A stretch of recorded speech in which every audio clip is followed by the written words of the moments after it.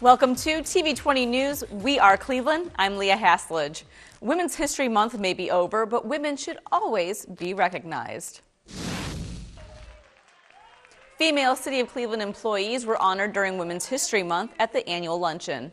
This year's theme was Game Changers, Women Leveling the Field.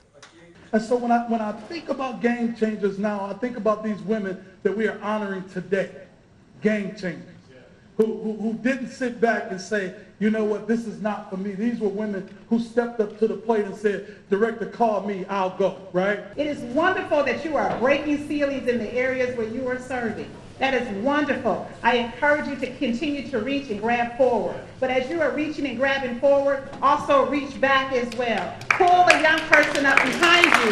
Teach her, a young lady in particular, teach her everything that you know so that your seat will be filled when you move on.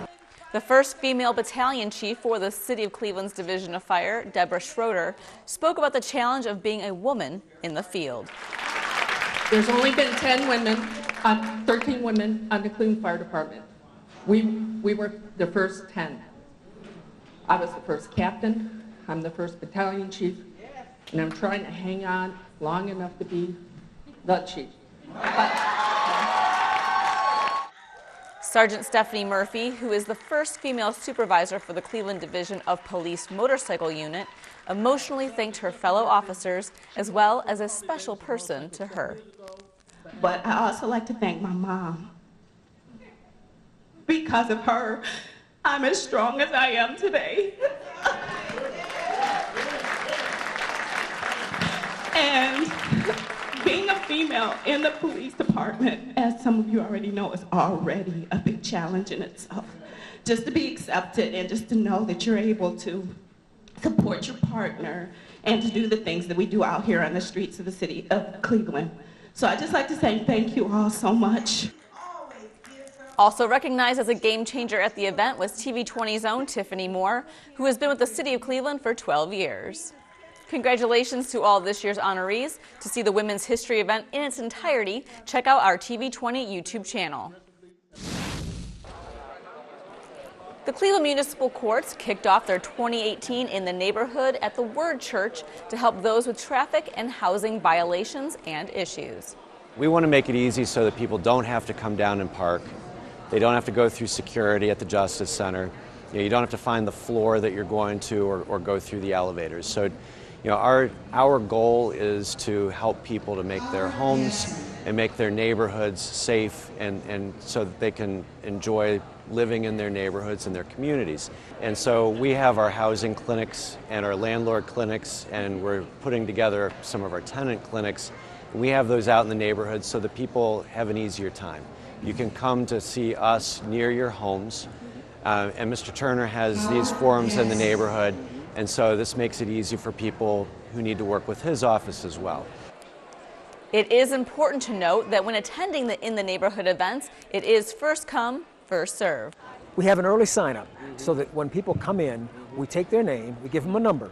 That way they can leave and come back. We already have their name and number, and we can do research on them, find out what things are on the record. So most of the time when we have a 1 o'clock event, we start our sign up at 9 o'clock. So if you show up at 9 o'clock, you can come in, sign in, get a number. You could come back at 12:30, right before we get started. And then that way you don't have to stay with us all day long. And that's how we kind of manage the crowd. We can only take 100 for each of our normal events, but we do enough of them that we're all around in the community. If you miss one, you could get another one. For more information on the In the Neighborhood, visit clevelandmunicipalcourt.org. Wilson School off of MLK Boulevard in Cleveland gives students of all abilities an equal opportunity to learn. TV20 reporter Dan Monroe tells us more about what makes this school so unique. Leah, I'm at Wilson Elementary School, a school where its staff, its teachers work hard to ensure every student has an equal chance of learning. So Wilson is the school for the district that services all of the deaf students preschool through 8th grade. Dr. Dawn Hayden is principal at Wilson School, and she told me why her school is so unique. We have deaf kids and interpreters in every classroom or every grade level in this building, and it's our norm. So for the kids who are here, they don't notice anything different about the kid who is signing. What is really awesome to see is the regular ed kids who have been with us the longest start picking it up. I mean, they're just like sponges. And so they can have full-on conversations with their peers just like we do. Here at Wilson School, every student, regardless of ability, has an equal chance of learning. Dr. Hayton says their success comes from the atmosphere created at the school. We really try to be more of a family. We do it with the staff, and we really do it with the kids. So when you're here, this is like your second home. You are, think about it, you're with us, 6.5, 7 hours a day, 5 days a week. So you have to, we need you to be comfortable. We need you to feel safe. That's a really important thing for us to do, is create that safe environment here and be part of our community. Helping to create that community is a teaching staff at Wilson. Second grade teacher Rochelle Ciora has been with Wilson since it opened 8 years ago. Ciora told me about the different approaches to teaching she uses in her classroom. I think the biggest challenge is that student understanding and awareness of the differences within the classroom. And we just promote a culture of kindness. So I do that through teaching and modeling of patience and empathy and tolerance, love, and mindfulness. So we do that a lot through picture books. We talk about the topics through picture books. The kids love to do activities about those concepts. To achieve her teaching goals, Ciora relies on a support team consisting of an in-classroom interpreter, along with intervention specialists, an occupational therapist, an audiologist, and a speech therapist. And we all have to work together. Communication is the key. We talk about our lesson plans. We talk about what worked, what didn't work, how to address a concept to be more clear. We just bring our different perspectives to the table. We support each other through behavior management.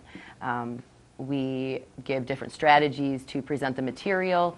We bounce ideas off of each other, and we just have to make that support work for the kids so that they can grow, whether it be academically, behaviorally, or emotionally. Lucas Hamilton is a sign language interpreter for Wilson's kindergarten class.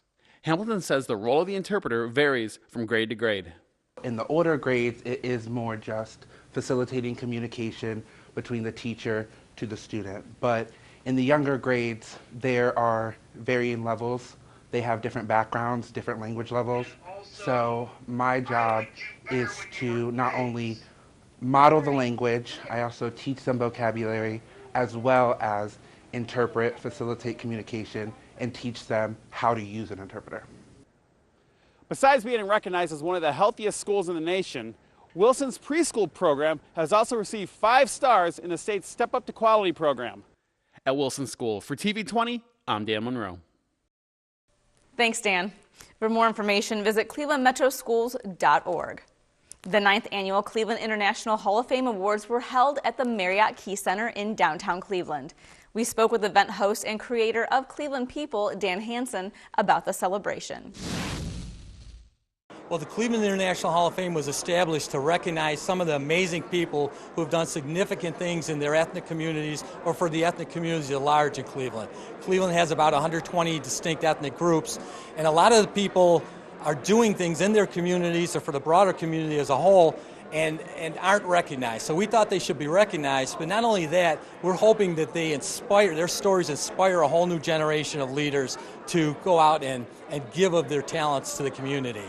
This year's class is very diverse. It's not necessarily some of the big household names that you always hear, but we have Sister Alvarado from the Puerto Rican community. The patron saint of the local Hispanic community, as Jose Feliciano calls her. Sheila Murphy Crawford, 40 years with the Murphy Irish Arts Center, Grand Marshal of the St. Patrick's Day Parade. Dr. Eto Mehta, who, Indian heritage, we call him the LeBron James of pulmonary medicine because he has brought such recognition to Cleveland. Abby Minna, born in Lebanon but represents the entire Middle Eastern region, has helped so many newcomers from the Arab lands to settle in Cleveland. Rocky Perk, following in his father's footsteps, Mayor Ralph Perk, His work with the American Nationalities Movement is keeping the captive nations alive. And finally, tragically, Judge Pianka, who passed away last year, shockingly, but so much that he did for the neighborhoods and the people, especially his Polish neighborhood in Slavic Village and Detroit Shoreway and Gordon Square and all that. It's a great class. Honoree Sister Alicia Alvarado was overjoyed and surprised to be recognized. This honor, I didn't expect it. It was just an honor to be able to know that people know what I've done in the past and all the service that I did with the Hispanic ministry, Hispanic people, which is people is the word for me. I love people. The mood was bittersweet for family and friends who gathered for 2018 inductee Judge Raymond Pianka, who was being honored posthumously. It's going to be an emotional time. I actually wrote a speech this time because I know I couldn't just ad-lib because of the emotion of his passing. But we're excited to be able to recognize him today and really honor the greatness that he is as a municipal housing court judge and as a resident of our city. I worked with Judge Pianka for nearly 20 years.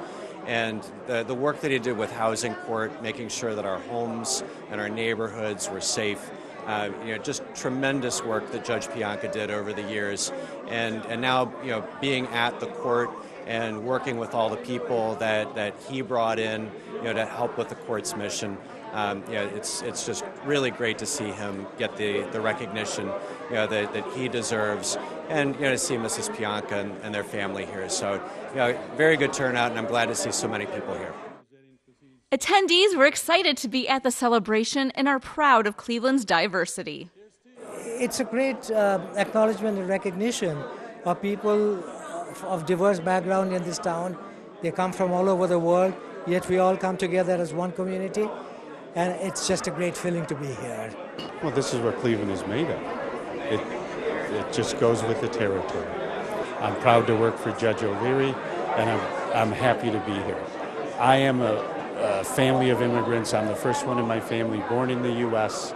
My folks came from a refugee camp in Austria from Hungary when they escaped in 1956. So Judge Pianka and Judge O'Leary both are very committed to a diverse staff and for a diverse city. If you would like to nominate someone or learn more about the awards, visit clevelandinternationalhalloffame.com. You can watch the 2018 Cleveland International Hall of Fame Awards in its entirety, only here on TV20.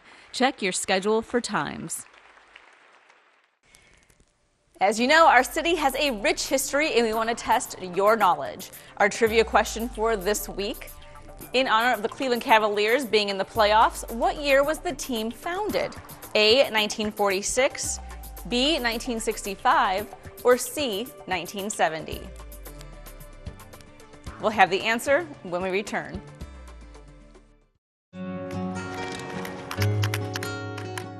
I wish I was in school. If only I had a math test today. I'll stay after class. I'll clean the chalkboard. I wish I was in school. School ends, but free lunches for your kids don't have to.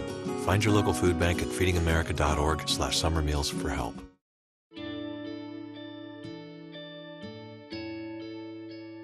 Calls me googly eyes. You know you're beautiful, right? You know that? Even you are beautiful. I got bullied for wearing glasses. Share if you're against bullying. We put it out there, just took off. 3 million people have shared this post. Don't let bullies get you down. I stand with you. Our whole family's wearing glasses. I wear glasses and I'm proud. I even have the army on my team. All the kind comments brought my child joy. I don't feel thank you is enough. That's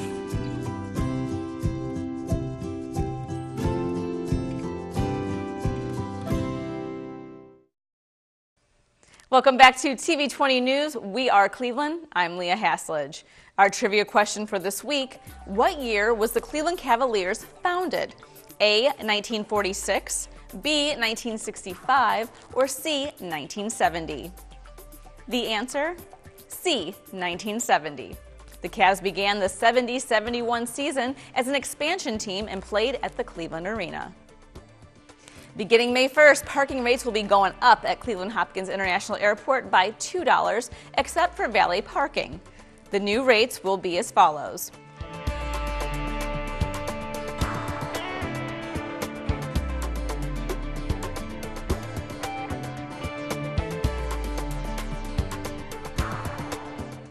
If you have entered the lot before the increase takes place, which again is May 1st, you will not be charged the new rate. For more information, visit clevelandairport.com.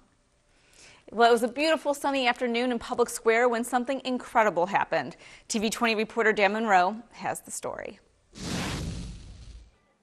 Many were calling it the most beautiful day of a very cold and drab spring.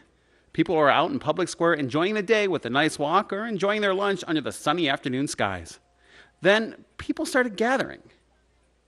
It started over at the northeast corner of the square. Strangers began sitting together, holding hands for no reason whatsoever. Well, actually, there was a reason, as Tammy Hanna and Edwin Paris of Cleveland's Department of Community Relations told me.